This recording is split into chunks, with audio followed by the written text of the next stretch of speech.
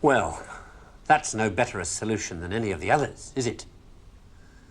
So, in the end, have we learned anything from this look at why the world turned out the way it did that's of any use to us in our future? Something, I think. That the key to why things change is the key to everything. How easy is it for knowledge to spread?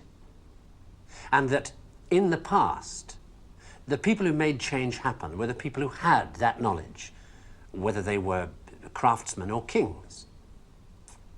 Today, the people who make things change, the people who have that knowledge, are the scientists and the technologists who are the true driving force of humanity. And before you say, what about the Beethovens and the Michelangelos?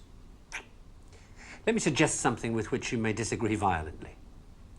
That at best, the products of human emotion, art, philosophy, politics, music, literature, are interpretations of the world that tell you more about the guy who's talking than about the world he's talking about. Second-hand views of the world, made third-hand by your interpretation of them. Things like that, as opposed to this. Know what it is? It's a bunch of amino acids, the stuff that goes to build up a worm or a geranium or you. This stuff's easier to take, isn't it? Understandable. Got people in it. This scientific knowledge is hard to take because it removes the reassuring crutches of opinion, ideology, and leaves only what is demonstrably true about the world.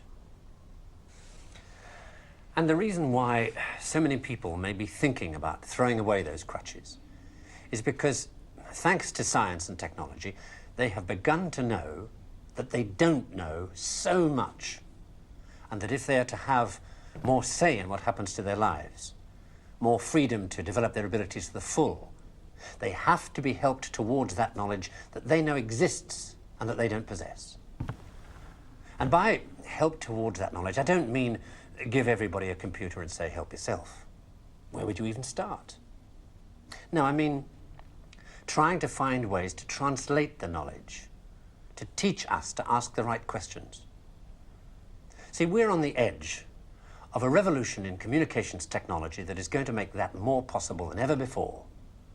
Or, if that's not done, to cause an explosion of knowledge that will leave those of us who don't have access to it as powerless as if we were deaf, dumb, and blind. And I don't think most people want that. So what do we do about it? I don't know. But maybe a good start would be to recognize within yourself the ability to understand anything, because that ability is there, as long as it's explained clearly enough. And then go and ask for explanations. And if you're thinking right now, what do I ask for? Ask yourself if there's anything in your life that you want changed. That's where to start.